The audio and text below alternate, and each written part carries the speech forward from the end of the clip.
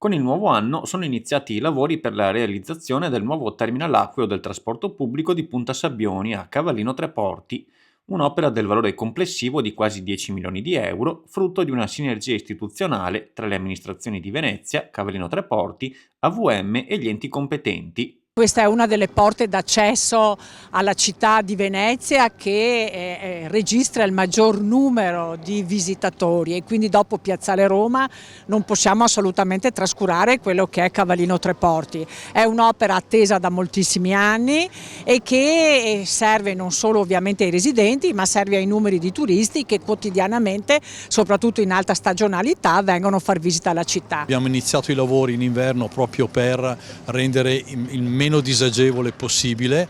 Avremo la prossima estate che vedremo di gestire al meglio la situazione, però non viene mai meno il servizio di trasporto pubblico di collegamento del Comune di Cavallino con la città di Venezia. Dopo il completamento degli interventi di antiscalzamento e di messa in sicurezza delle rive nel piazzale del terminal, quindi, il progetto è entrato nella fase successiva dei lavori, dedicata alla realizzazione delle nuove strutture.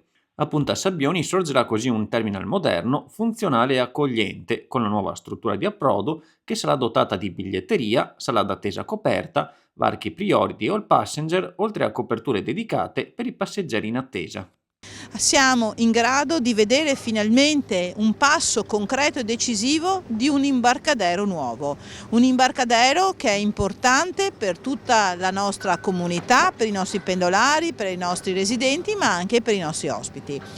Ovviamente non si concluderà qui il lavoro perché l'imbarcadero è importante, ma il terminal, la porta d'acqua strategica per Cavallino Treporti, riguarderà anche il sistema dei parcheggi, il sistema dell'infopoint e la riorganizzazione di tutta l'intera porta d'acqua. Quindi siamo assolutamente convinti che era un'opera che il nostro territorio aspettava da tempo, di cui abbisognava. Ci auguriamo che i 14 mesi che sono quelli previsti per la realizzazione dell'opera possono essere addirittura anticipati per essere qua il prossimo anno tutti a inaugurare il nuovo terminal passeggeri.